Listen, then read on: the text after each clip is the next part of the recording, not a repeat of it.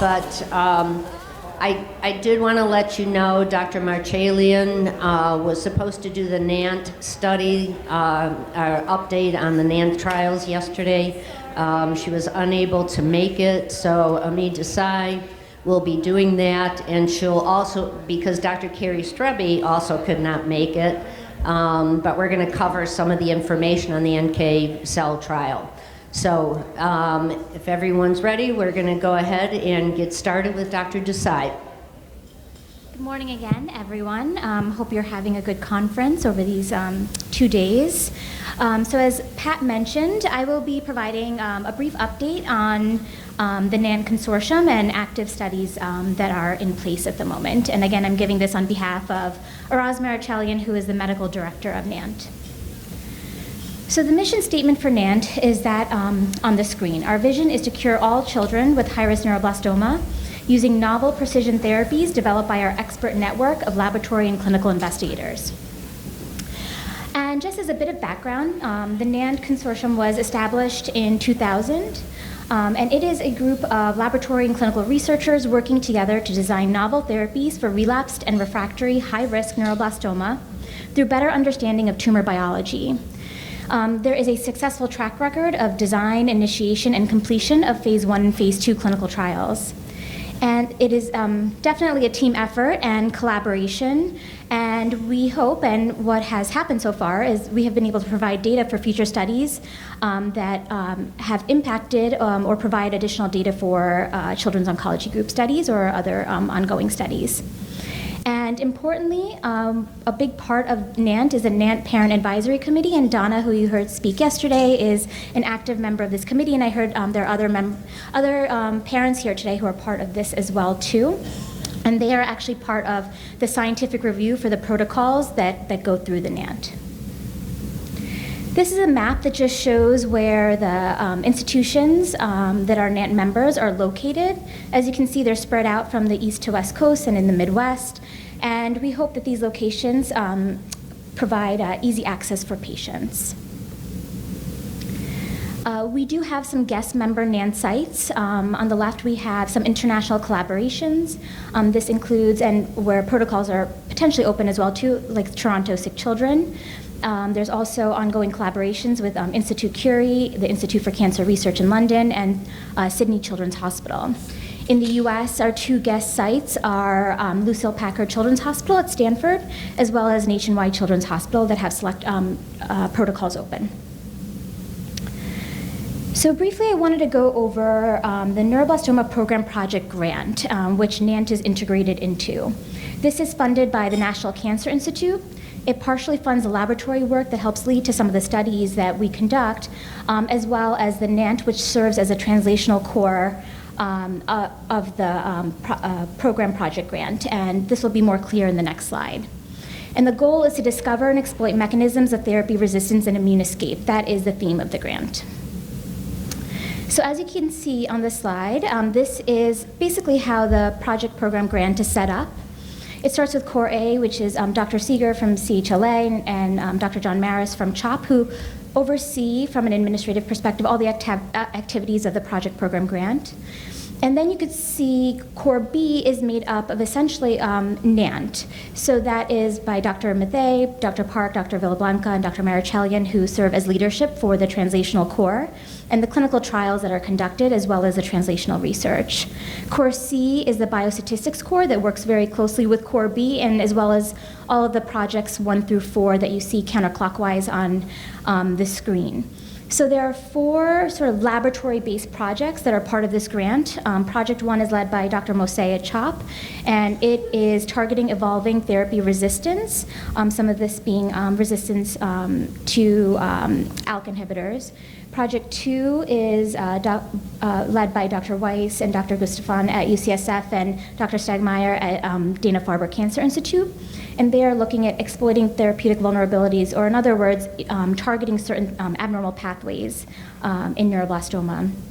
Project 3 is led by Dr. DeClercq and Dr. Asghazarze at CHLA.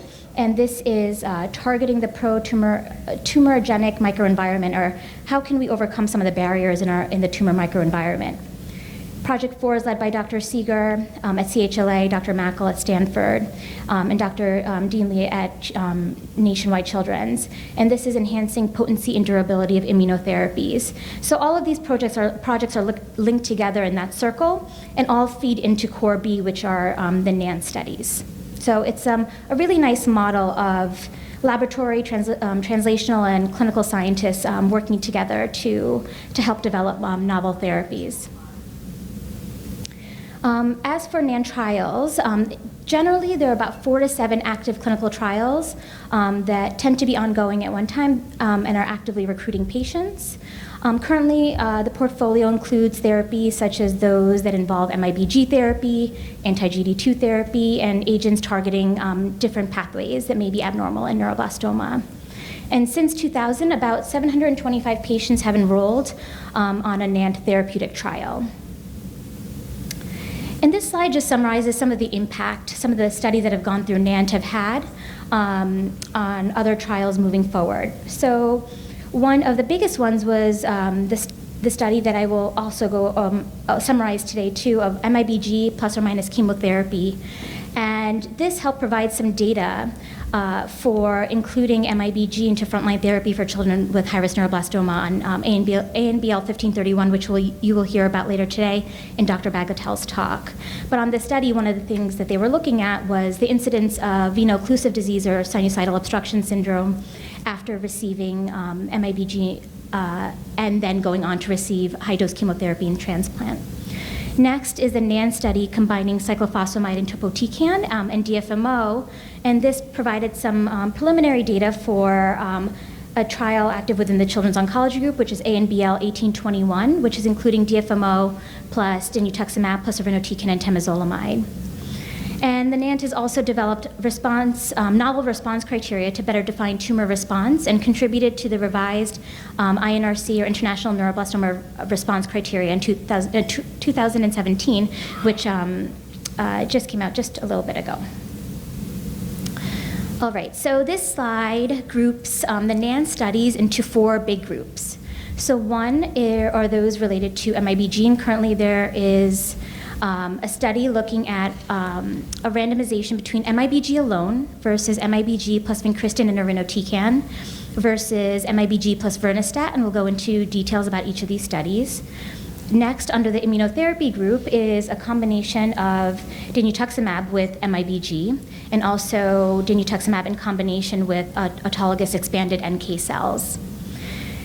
Going next into the molecular vulnerabilities group, there is an active study of lorlatinib alone or with chemotherapy, and also in the upcoming months, there will be an open study looking at aurora kinase inhibition. And finally, there is a biology and banking protocol associated with some of the NANT studies, as well as a precision study as well. And again, through the next bit of slides, we will go through each of these studies. All right, so going in through the MIBG category, NANT 1101 is a randomized study of MIBG alone versus MIBG with vincristine and irinotecan versus MIBG with vernistat. With the hypothesis that irinotecan and vernistat could be systemic radiosensitizers and perhaps enhance the activity of MIBG. So again, the goal of all of this study is to see, can we improve on single agent activity of MIBG? So again, the ideal drugs to evaluate would be those that are active against neuroblastoma, sensitize neuroblastoma cells to radiation, which is what we hypothesize for the irinotecan and vernistat, protect normal cells from the effect of radiation, and have non-overlapping toxicity with MIBG. So again, this is just a schema of the study in the 3 different arms. And the primary aim of this study is to identify the MIBG regimen with the highest overall response rate after 1 course of treatment. There are some additional studies, again, looking at toxicities of each of the arms and interesting correlative biology studies as well. So the progress to date is that the study has enrolled about 100 patients who received MIBG on any one of the 3 arms. We are planning on enrolling the last 5 patients and expect to be results available in early next year. And again, there are some interesting correlative studies looking at radiation biomarkers and whether radiation exposure is different on all 3 arms through some peripheral blood markers. And this is also being measured through circulating DNA, tumor DNA as well. All right, the next category of studies is looking at how can we improve on immunotherapy. As we all know, immunotherapy has had a great impact on our treatment for high-risk neuroblastoma, but there is still a subset of patients who do not respond to this, and how can we further enhance this therapy? So the first study is NANT 1701, which is a phase 1 study of I-131 MIBG and dinutuximab. So we know that both of these agents are very active in neuroblastoma, and they've both been well studied. And there is a lot of preclinical and clinical data suggesting that radiation changes the local tumor immunophenotype. As we discussed in some of the talks yesterday, a lot of pediatric cancers, including neuroblastoma, are considered cold or do not always respond as well to immunotherapy. There's the microenvironment in that regard. So how can you make the tumor microenvironment more inflamed or perhaps more receptive to immunotherapy? And that is what we hope radiation prior to receiving dinutuximab will do. So we're hoping that it will enhance immune recognition and immune infiltration and improve delivery of immunotherapy. So the aims of the study are to determine the dose of MIBG when administered with fixed doses of dinutuximab, then also to define and describe the toxicities. Some of the secondary aims include determining the response, and as well there are some interesting exploratory correlative biology studies that are immune-based, and to see if the immune and cytokine profiles change before and after receiving therapy. So this is a schema of this study. So essentially on day 1, you receive your MIBG injection, and then go on to receive antibody therapy from anti-GD2 therapy from day 8 to day 11, and GM-CSF as a cytokine from day 8 through 17. And a stem cell infusion is planned for day 15. And then you go on to the second course of antibody, which starts on day 29 and goes through day 32, and again is associated with concurrently and afterwards getting GM-CSF. And at the end of the second course, you can undergo disease evaluation. So dose level 1 is complete, and we're currently enrolling on dose level 2 for this study. Again, this is increasing the doses of MIBG. At dose level 1, the dose of antibody is also lower, but starting at dose level 2, the dose of antibodies that is standardly given. All patients seem to be tolerating therapy with no significant toxicities. And again, a lot of really interesting immune-based correlative biology studies are being performed as part of this trial. Next is NANT 1301. And this is a phase 1 study looking at expanded NK cells and dinutuximab plus or minus immunomodulatory agent in children with relapsed or refractory neuroblastoma. And so we know that NK cells are really integral to the mechanism of action of dinutuximab. And we know that unfortunately patients undergoing cancer therapy may not have the optimal number of NK cells, or they may not work as well as we want them to. So the study is looking at, can we exogenously expand NK cells from the blood and then reinfuse them into a patient and perhaps augment immunotherapy. So the aims of this study is to determine the feasibility of expanding the NK cells from blood, cryopreserving them or freezing them, shipping, and infusing multiple doses of NK cells. And it's also to determine the dose of NK cells in combination with dinutuximab and an immunomodulatory agent, which in this case is lenalidomide. We think that lenalidomide or other immunomodulatory agents may potentially further enhance the activity of NK cells. We'll also describe the toxicities and response, and again, a lot of correlative biology studies based on different mechanisms of action, and to try to better quantify therapy response. So this is the treatment schema, which is a little complicated, but I'll try to walk you through this. So about a few weeks before we would want to start, blood is drawn from a patient, and that's day minus 20 to day minus 12. And then it is sent off to Nationwide, where the NK cells are expanded there. Then a patient begins therapy with dinutuximab on days 1 through 4. And on day 5 is when a shipment of fresh NK cells come to the institution and are infused into the patient.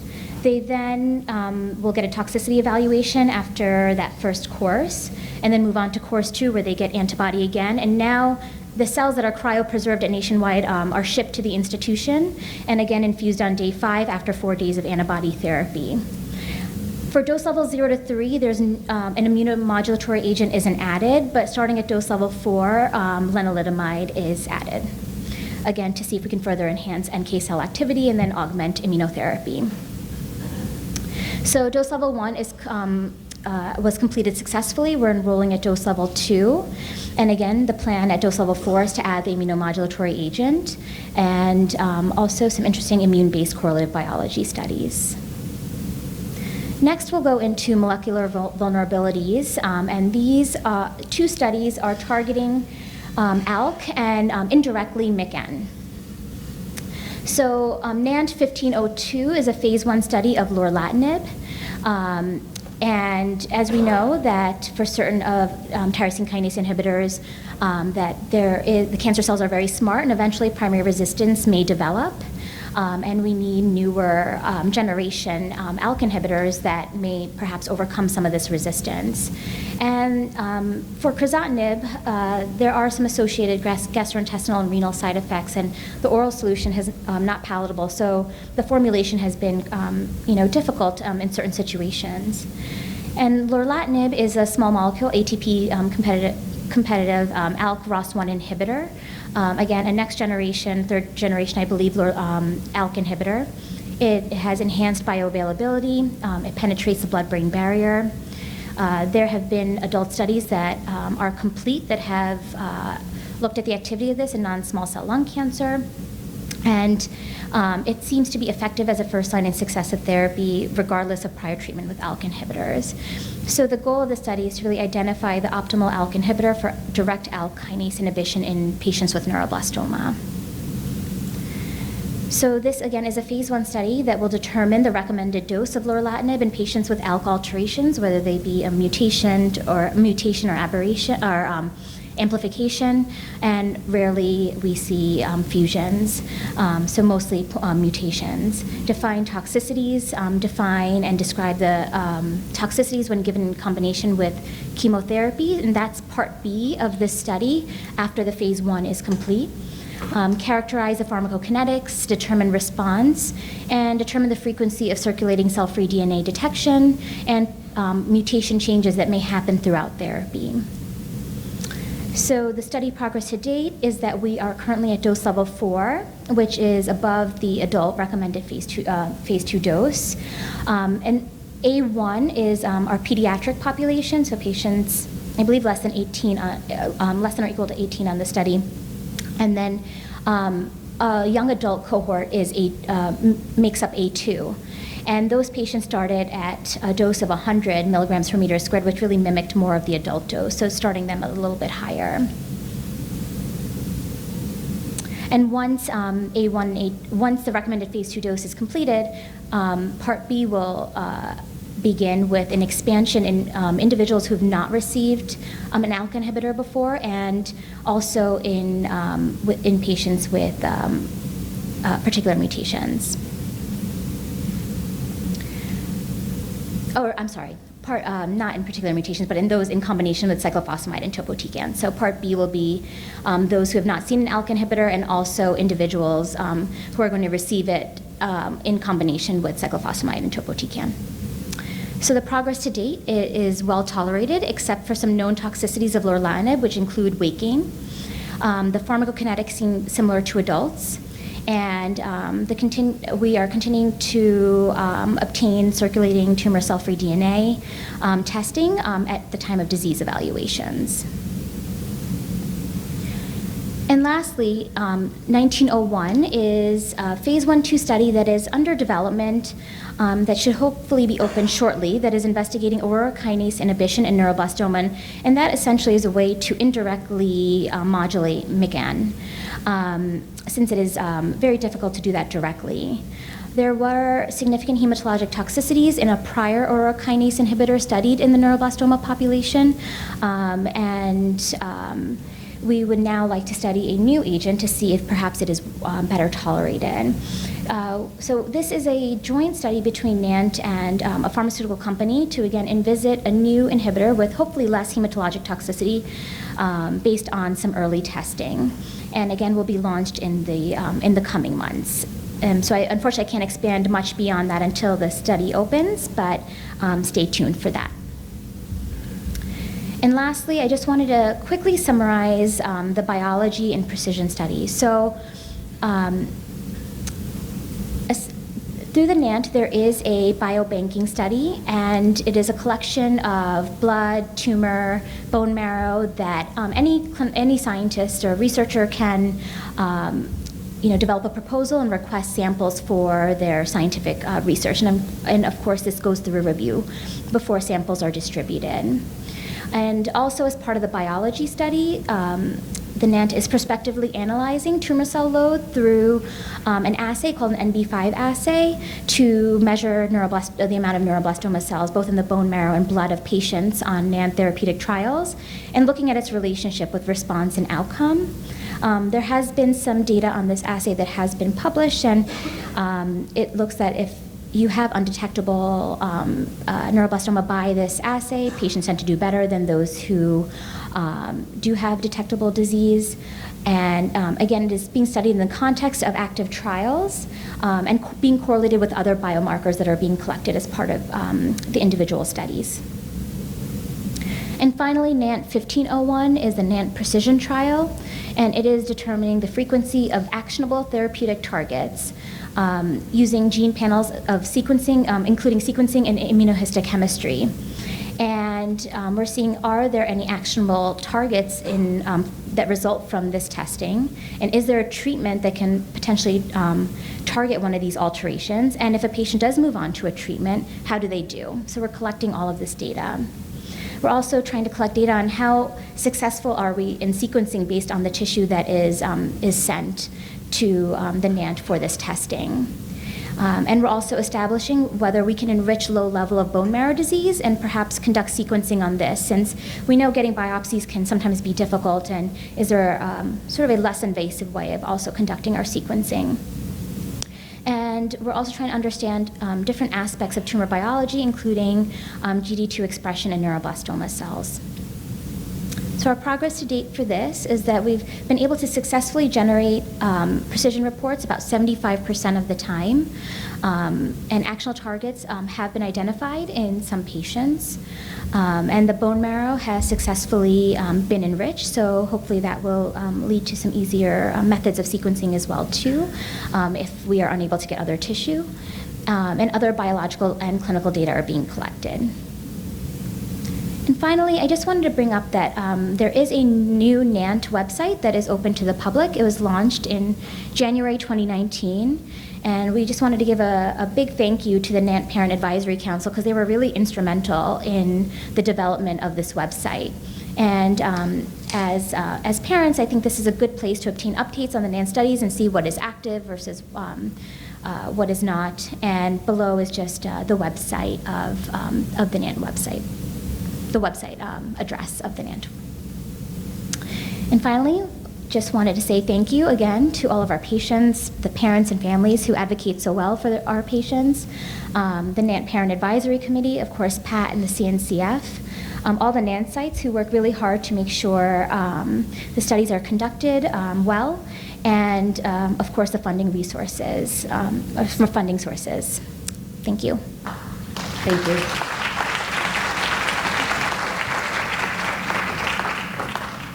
Does anyone have any questions? No? Okay. All right. Thank you, Dr. Desi. Our next speaker is Dr. Rainey George.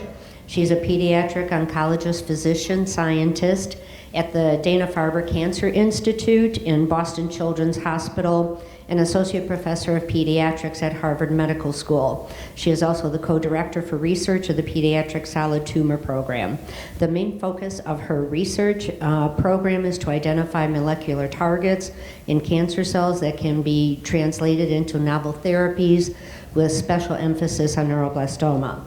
Rainey was one of the 4 groups that discovered the ALK mutations in neuroblastoma, which have led to trials of ALK inhibitors in various clinical trials. Following from this, she has developed a transgenic model of mutated ALK, mican-driven neuroblastoma, demonstrating that ALK cooperates with the NMIC to accelerate tumor genesis.